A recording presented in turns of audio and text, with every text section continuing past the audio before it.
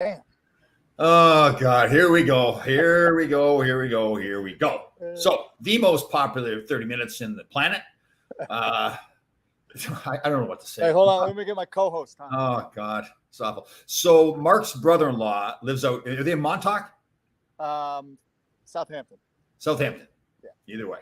So it's this shy and humble Mark Puttenvink, the loyal servant, the guy working so hard behind the scenes. Here he is in the pool in Southampton's, no shirt on, ripped up, tanned with his rubber ducky in the pool. Yeah, man. Yeah. So, all right. So let's do it. First of all, I'm jealous of anything. That's good job. You work really hard. So nice week off. Good for you. I'm sure you're still working out. All right. So we got to back up. Obviously, they had the swim across the Hudson this Saturday. I did not attend. I had a little emergency of the client. So I did not attend. It was just, they had lots of guys covering for me anyways. But from Mark, we'll touch on it. So the numbers we anticipated it was going to be closer to 200. Whether they're 155. Is that what it was? No. 155. We had thought 207. But, people run into issues. And the 50 short or whatever it was were what we call Patriots. They weren't SEALs. Oh. So all the SEALs were there. Right. We had Jason Redman, who was a very huge motivational guy. Yeah. I mean, he took some really serious wounds over in Afghanistan. And, as you mentioned, if you want to tell him what the story was with the sign in his room. I've still got to find it. I've been looking for it. I'll do it this week. So where I first heard of him, this poster, and I don't know, I think I saw a documentary on it. And he was in the hospital in pretty tough shape, like Mark said. And I guess people coming in feel sorry for him and crying and everything like that. And he wrote this motivational poster. When you read it, it's just incredible. He basically said to everybody, I'm paraphrasing when I say this, listen, don't come in here whining and crying. This is a room of positivity. I will fight for this. I will be fine. And that's it. Basically saying, if you're not going to come in here and be positive, don't come in this room at all. And here's this guy that, is near death with all these wounds, shot in the head and everything like that. Yeah. He's lecturing everybody else. You're going to be positive. I thought the story behind it, or the story of what happened. If you go to Sean Ryan, he has a podcast called Vigilance Elite. It's on YouTube. Sean's a SEAL team guy. And, he had DJ Shipley on, who's another SEAL. He was DevGru, SEAL. It used to be called SEAL Team 6, called DevGru now for developmental group. And they were in country, and it was night. And I didn't know this, but you need some type of illumination for the nighttime goggles to work with ambient light from the moon, and there was none. So they came upon this basically a huge field with nothing in it, except probably 60 or 70 yards out was a patch of this really tall kind of weed that grows. Anyhow, they're on a hot mic. I guess there was some kind of way for who they were talking to back at the FOB about where they could see the heat of the bad guy, right? Because it was a guy in a sand bags with a 50 or some 50 cal or something. But anyhow, they're saying you're 20 yards away, you're 10 yards away, you're 5 yards away, and they're like, where is this bad guy? They go, you're standing in front of him. And then he started lighting these guys up. And that's when Jason got really wounded. But incredible human being. Some guys, I know one guy swam with his rifle, wrapped it up in plastic and swam with it. A couple guys swam with the American flag. Oh, at the swim on Saturday? Yeah, most of them, yeah. So the SEALs, because again, August 6th is significant because that's when Extortion 17 occurred, when the Chinook was shot down, and they lost 17 SEALs that day. There were a lot of guys that had served with these men, or there was a couple. I think there was a brother of one of the. I'm sure there was a brother of one of the men, but just incredible. I mean, I think one guy swam without. He's missing a leg. He swam with one leg. So that's right. I saw him last year, I think, too. Right? He had the prosthetic. And it just drives home the point. We can get kind of hung up in. I don't feel good. I know. Shut up. Guy swam with one leg. I think that's really helped me a lot being around those guys. Just for I think I've always hopefully had somewhat of a tough mentality, but I think it's gone to a whole different level now. Like absolutely. The whole thing. People joke around about the no air conditioning thing, and to me, that's the battle. Is don't make a big deal about it. It's not like look at in the big context of things. These guys are out in Afghanistan carrying around 120-pound packs, and freaking 100 degrees temperatures, and doing it every day. Like that's even they give even with athletes. When I was one, so I'll throw myself a bunch. They talk about and again here we go with the sleep thing. but the whole playing back-to-back days, and you're tired. Well, I'm thinking, okay, well, those guys do it back to back, to back, right? So that's incredible. Yeah. And I didn't know this, but did you know last year that one of the guys was a gentleman who was the last guy off of Sully's plane, the one that landed in the Hudson? And he swam last year. He swam this year as well. Oh. And Rob, I don't know if you know my friend Rob, pretty jacked up guy, tatted up. Anyhow, when he talked to him last year, he said, "Hey, great job." He said, and he told him the story. I was the last guy off the plane, and I want to conquer this river. Oh, and he wasn't a team guy. He was just a civilian, or civilian, yeah. But he was the last person that got off of that jet that landed in the Hudson, and he said, "I want to conquer this river." Wow! And that's why he swam last year, and he swam again this year, and he completed. He did a great job. So I just need to clarify. I need to clarify a few things here. We do have a pool at our condominium complex, Mr. Contradidiac. I also have a beach. I also have a beach in my hometown too. You son of a. I'm not, William. I'm not allowed in Tom's pool. No, you can anytime you want. You can come. Anytime you want. So the weather was good. It's a little rough. The water. Well, yeah, we were really concerned all week because if you looked at the weather ahead, it showed like 60% chance of thunderstorms, and the only thing that would prevent the swim going off is if there's ground to sky lightning, because for obvious reasons, and we just was a repeat of what the earlier part of the week was. It was just hot, humid, and cloudy, sun and clouds. So, I was thinking to myself when I saw that weather, I think, okay, we're going to be standing on a metal barge in the middle of the water there with lightning coming down. Well, no, you know what you do, Tom? You bring a 1-iron and you hold it up, because even God can't hit a 1-iron. I was wondering where you're going with that one. That's awful. That's terrible. But, that's one of your worst ones ever. I hate to tell you, we're like brothers. And I have to be a little tough love here. But I mean, it was rough. As you saw in the video, when we were heading out to the barge, we were really banging through the water. And this is the first time, and we've been on the barges for years now, where it was kind of like this. That's amazing, because I remember being up there. They were solid, those things. Yeah, they're moving anywhere. Well, what they do, they butt up against it with what they call a spud, which is kind of like another barge, but it has the capacity to drive into like these really long. Oh. And I guess they weren't able to hit wherever we were, because barge number 2 was stable. Oh. Yeah. But we didn't have any medical issues like last year. We had a couple people hype out. The water was very warm, which is good and bad, Yeah. But they got to. Well, we got one of our friend. Is it Chris Bachman? We got rid of her. Yes. Yeah. So she was the troublemaker this year, but she'll be here next year. And Mark James, who's still an active BUD/S instructor at Coronado Island, he again was the first one up on deck. Oh, is he the guy, the Esquire? That he was calling himself Esquire? Yeah, and he was the first one on deck. He was mad last year when he couldn't go, man. But he understood, and yeah. So I think holding everybody up before we went back in, I think it made the swim quicker this year. Oh, okay. Because we didn't get spread out, Good.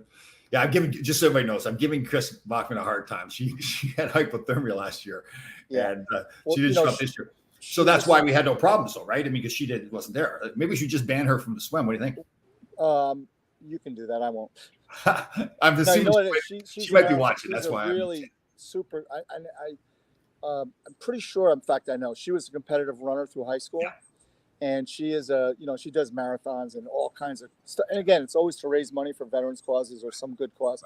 And the water was a lot colder last year, and that's why she got hypothermia. I'm giving her a hard time. If you guys want to follow somebody that's very inspirational, his mother, wife, fantastic. She's always working out, a lot of motivation. Go to her Facebook. I think she's on Chris Bachman. Yeah, she's a wonderful, wonderful woman. KRIS, I think it's BACH. Yeah.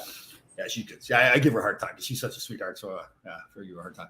All right. So, just everybody know for sure, in case we got some new listeners, this is Mark Puttenvink. He's got a company called Patriot Training Systems. Can train anybody, Navy SEALs, mothers, kids, boxing, rubber duckies.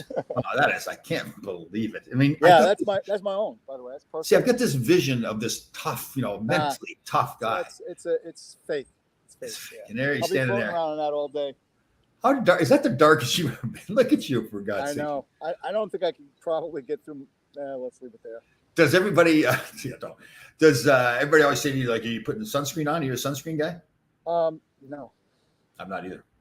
You know what it is, Tom? I'm outside early on in the spring, so it's a gradual thing. I'm training guys outside, so it's really gradual. Right.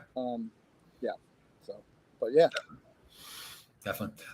So 2 hours to get the swim done. Was it the thing they do at the start there and at the end? Was it very patriotic again? Always. And what they did this year, because again, and shame on me, I didn't understand that August 6th was the date that Extortion 17 occurred, because I was wondering, why are we swimming August 6th when probably earlier in July the weather would be more predictable, Right. And that's why, because it was Extortion, Extortion 17. So Jason Redmond spoke at the beginning, and they did 17 push-ups, but they did them really slow count. You know what I mean? Oh, yeah. And so just explain what Extortion 17 was, Mark, please. So every time the SEALs do a mission, they attach a name to the mission, and this mission's name was Extortion 17, and there were 17 SEALs lost. So the name of the mission was Extortion 17, correct. And there's 17. Yeah. Oh, I didn't realize that connection. And because we're 17 men, the chopper, the Chinook they were on was taken down, and they lost 17 men. So pretty horrific day for the SEAL community, but they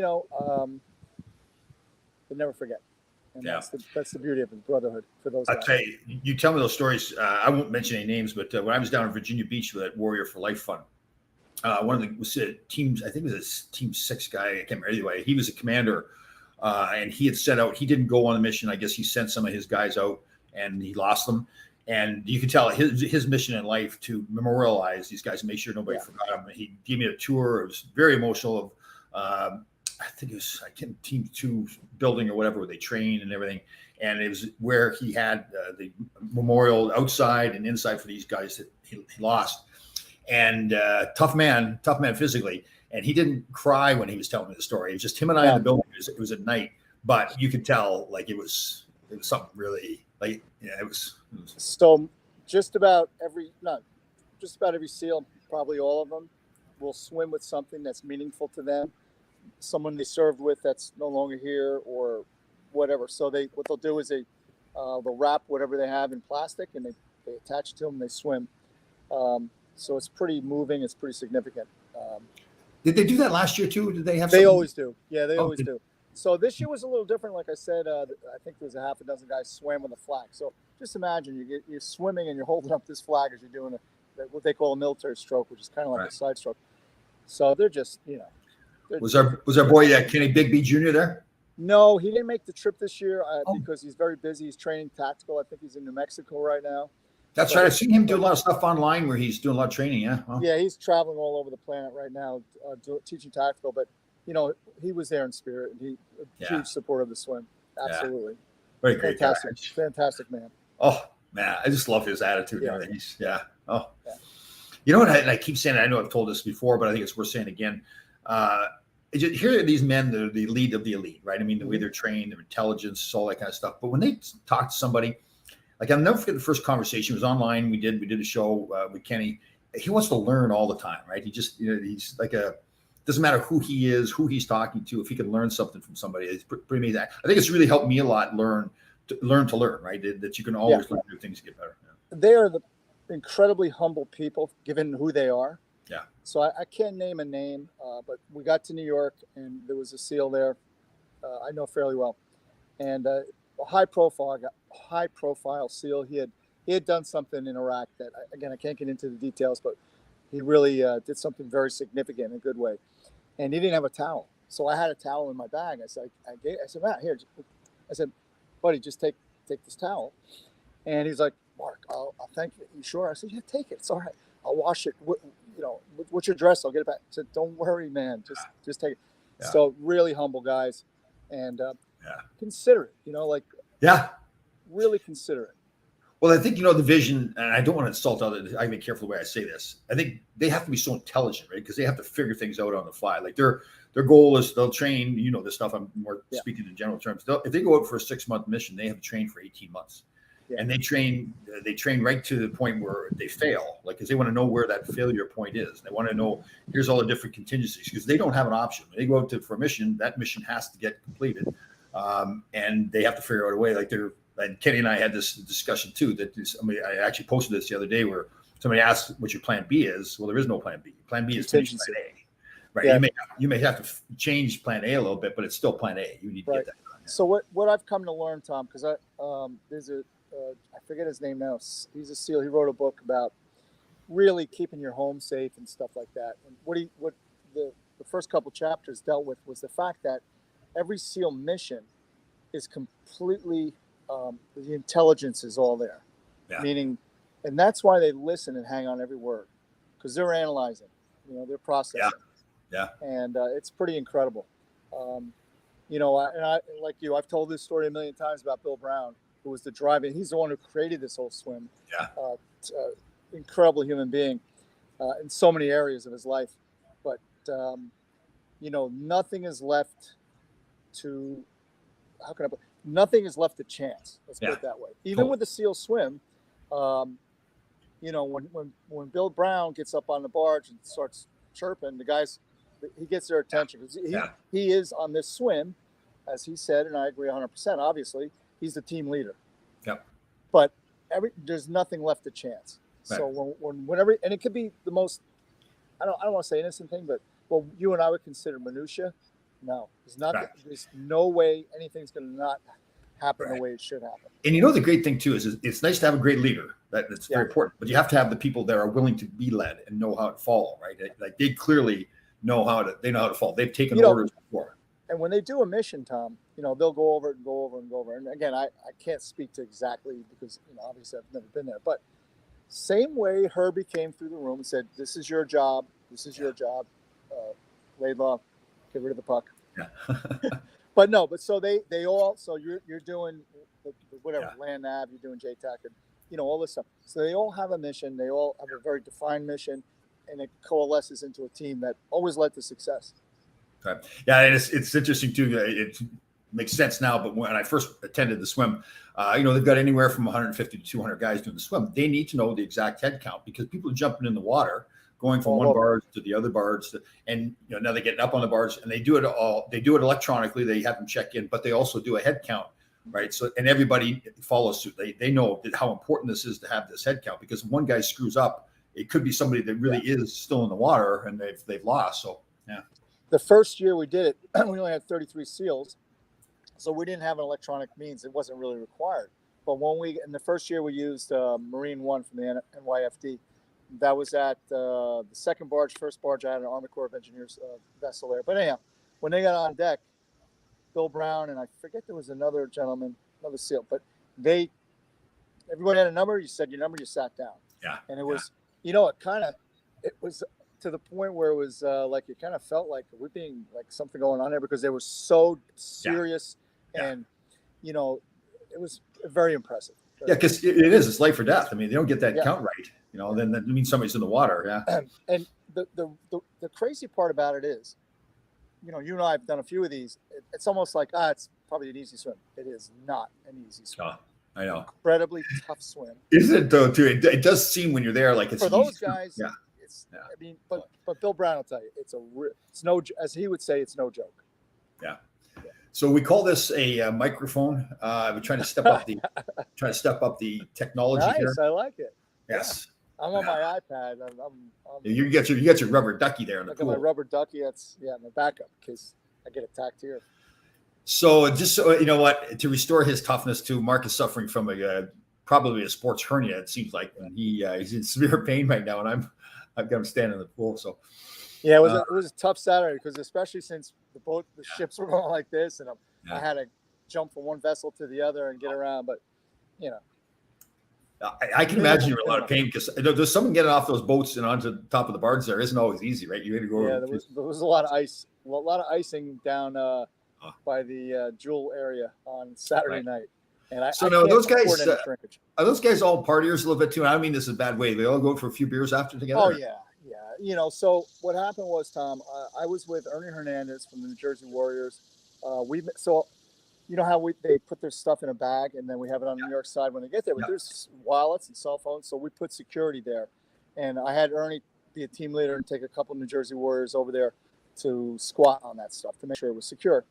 And then after the completion of the swim, Ernie, John, my friend John Bodine, who's a federal agent, and we went and had a burger and a beer, and then my son met us, and then just so happens to be that Ernie popped up on Facebook saying, "Hey, I'm here," and unbeknownst to us, another guy on the Warriors was a block away. He lives a block away, and he came walking in. I'm like, Joe. So it was a lot of fun. But then the burger place we were in was attached to the hotel where the team guys were staying. So you imagine you're sitting there having lunch with your family, and all these guys come in, Tom, they're totally jacked. Oh yeah. And all they're wearing is their silkies, and they got to walk through the bar and the restaurant to get into the hotel. People are like, what is going on here? The first time I saw them, they had the bagpipes going in the street, and they're just marching through the street with the flags over their shoulders and everything. And people are stopping and looking like, what is this? I saw a few wives look at the husband and go, really? Can you do a push-up once in a while or something?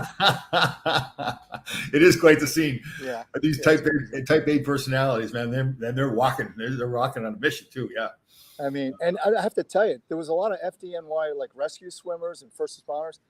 And again, Tom, these are all young men. Like you're looking at them going, man, incredible. Just jacked and all polite, all very, No, it's quite different breed for sure. And again, if somebody, so this is to raise money for, it goes into the GI Go Fund. Mm-hmm. So you go to gigofund.org. .org, yes, sir. Yeah. I've got it back. It took me 2 years, and I finally got it down right. So you can still donate. You can donate money at any time. It's primarily for the tri-state area, right? For veterans in the tri-state area. I don't know how far their outreach is, but I would assume. I think two things. One, they have the Job Resource Center, so that may be nationwide. I think it is. In fact, I know it is. And then they also do a lot of, food and clothing distribution locally in the New York metropolitan area. Yeah. And you can donate your time. You can donate money. Just contact them. That's what this is all for. Yeah, I don't think you could still probably, I'm sure, donate for the swim still currently, I'm sure. So, but I mean, you can still donate to the fund in general. Oh, in general, yeah, right, yeah, right. Year round, sure, yeah, right. Absolutely. Good. But it was another amazing epic day, and it's just, I think I posted something about when I got here yesterday, and I saw the pool, and I'm like, this has been paid for. Yeah. Oh. With blood.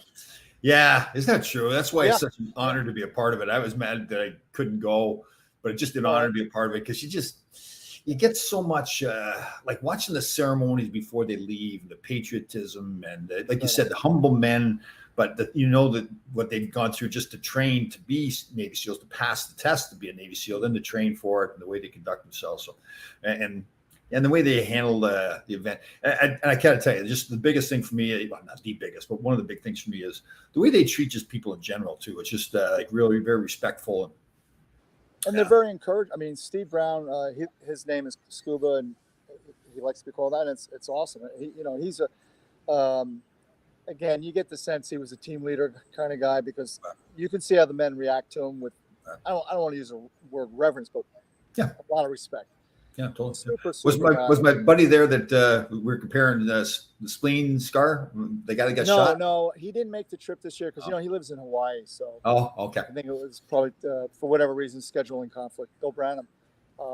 But you know who was there? The first year we did the swim because I don't wear shoes. So when we get to New York, there's a SEAL. He's obviously older. Looked like he didn't do the gym in a while, right? And he's running with flip flops. I'm like, my soul brother. It's your man. Yeah, so I run up and I'm like, hey man, what's going on? And he said, well, I was in a bar last night, and he says, because I'm Irish. That's right. Yes. And he said, and it popped up on the news. Said, hell man, I'm a SEAL. So he did absolutely no training for this at all. So he showed up, and the rule is if you're a SEAL, you don't jump in, go. Right. Yeah. And so he was there again this year too. That's and cool. With his flip flops on again, so it was awesome. So I get it. I know I've told this story, but I'll tell it again just so I understand. So we're actually all gathered around. I think it was when Chris Bachman was we were all together around trying to keep her warm. And I've got my shirt off. We all like to take our shirts off just for any reason possible. Yeah. And I got the big scar down my stomach from getting my spleen taken out. And this Navy SEAL standing there, good guy. He said, we got matching scars. I said, oh yeah. I'm thinking I'm Mr. Tough Guy. Did you get scar out, get your spleen out too? He says, no, I got shot. They had to move around a few organs inside. I'm thinking such a big deal because I got my spleen taken out and this guy got shot. He was funny the way he said it too. And another outstanding human being. I mean, he does a lot. He's again another motivational guy. He has a supplement line. So, and Mitch Aguilar, I was just going to ask you about Mitch. Yeah, he was there, and he has his. In fact, isn't his 6-pack like a 12-pack though? It's crazy, man. He's got no fat on that body. Look at an anatomy chart. So I get an email. Oh no, I'm sorry, text Friday night. Do you recall Jay Gawk? Remember, he's a detective out of Essex County Prosecutor's Office in New York. He was with us last year, Newark rather. So he goes, "Hey Mark, Mitch is here." They were at the fights at the Garden. There were some MMA fights, and his seats sucked. So I had 2 extra tickets. So I went down and gave it to him. So Mitch didn't know that Jay knew me, and so I texted Mitch right back. But yeah, so it was pretty interesting. Cool. Yeah, that's cool. Oh, and Mitch, is he an MMA fighter? Yeah, he's a professional.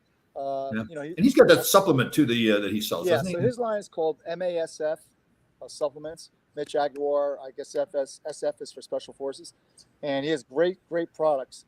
And what's interesting? We got into a little conversation before the swam began.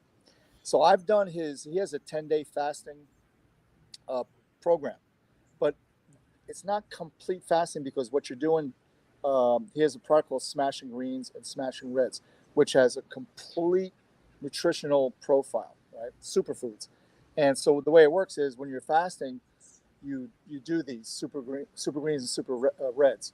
Reds are more fruit, like I guess some root vegetable. In any event, now what he said, he just did this. I'm going to do this. It's 30-day fast. But what you do is you fast with the mixed with the Smashing Greens and the Smashing Reds. The following day you eat, you fast. So in 30 days, you've accumulated 15 days of fasting. Right. So it's a different approach. So not that I'm doubting him in any way, but just to go through the science. But once you now put in a certain amount of calories, you're fasting, the autophagy then stops, correct? Yeah, so I would assume. Let's look at it this way. So if you're going for the autophagy, I would say you have to really do the fasting. Right. But if you're looking for recomposition, so like if you're looking to tighten up a bit, it's great for fighters. If you have a fight in 30 days and you're walking around at 175 and you got to get down to 165, it's a great way to do it because you're not starving yourself. And the other important thing is you're not dehydrating. Right, because you may. So if you put calories in, not a whole lot of calories anyways, but your body will then burn up those calories. Now it goes back to burning your stored fat, right? Right. And the other part of it, Tom, is that if you fast for too long of a period, your body can actually go into what's called starvation mode. So it's looking for a source of energy. And once you've used up all your let's call it sugar, which is glucose and glycogen, once that's gone, you start using muscle. But so won't it burn your stored fat? I guess if you're so lean that you don't have stored fat, then it's burning muscle. Right. Now, if you look at, like, say, marathon runners, they have no muscle. Right. They're bone and tissue, right? Because they can't consume enough calories that's possible. Right. But for like I said, recomposition, this is a great way to get it accomplished. And it's healthy, for sure. Sure. Yeah. What do you think that rubber ducky eats? Do you think the rubber ducky? Trying to get me. I mean, we were supposed to do something. Can you wait a while? It's later, all right? Beth is gone. How's the lovely Beth? She is out there as well? Yeah, she's in the kitchen, and I hope she's preparing something really great for me to eat soon. Good deal. Yeah, I'll let her out later. Good. Yeah, we were at the beach. We had a great time yesterday. Yeah. You know what? I have not seen you interact with Beth. I just heard you talk about her and everything. I bet you're a total sweetheart with her. Seriously, I mean that really in a good way. I have to say, Tom, she's for a lot of different reasons. She's a tremendously wonderful woman, and I appreciate it because I'm pretty hard to be around sometimes. I can be really, not intentional. Well, I think it is too. But I mean, in fairness to you, though, I mean you're a busy guy, so I think the things that you go off and do your training and training other people and everything like that, and she gets her free time too away. Oh yeah, and. One of the great things about her is she never says no. Like if I say, "Hey, I'm going to Wisconsin for a week for hockey," well, okay. Yeah. You may get a little resistance in other people, but very supportive, and she understands how important all this is to me. Okay. And she's proud of you too. It's not like you're going to sit at a bar for someplace, right? You're doing stop. You're doing something great. I mean, it's fantastic. Yeah, I mean, and it goes both ways, men and women. But if you have to be away from your person, you don't want them going out and doing something stupid. You want them to do something that's worthwhile. Probably 2 to 3 times a year is bopping around different parts of the country, running marathons, and Right. This Bill keeps picking on me here. Yeah, I don't know, man. Beth needs hooked up with those girls. Don't do that, Beth. You don't want to do that. The problem is, Bill, we're also in my circle. We're also they're either on their third or fourth husband, or they're just it ain't happening. Is that true? Yeah, just give up. Yeah. Give it a rest. Yeah. All right. Well, good show. Great job. I mean, seriously, in all seriousness, I know you're a very humble man, but you put a lot of work into getting that. I know it's Bill Brown's swim, but it's a great cause. It's a very patriotic thing, helping a lot of people. And you put a lot of work into it, both leading up to it, a lot of work getting the barges and everything all set up. So a super job by you. Very proud of you. I just want to, before we shut it down, I just want to mention that today is the 10th anniversary of someone that was very close to, that I had coached. He was the kind of kid, Tom, he could get just stood up at the blue line and absolutely just reefed, comes back to the bench smiling. And so West Point was scouting him. West Point Army Hockey was scouting him, and an opposing player broke his leg.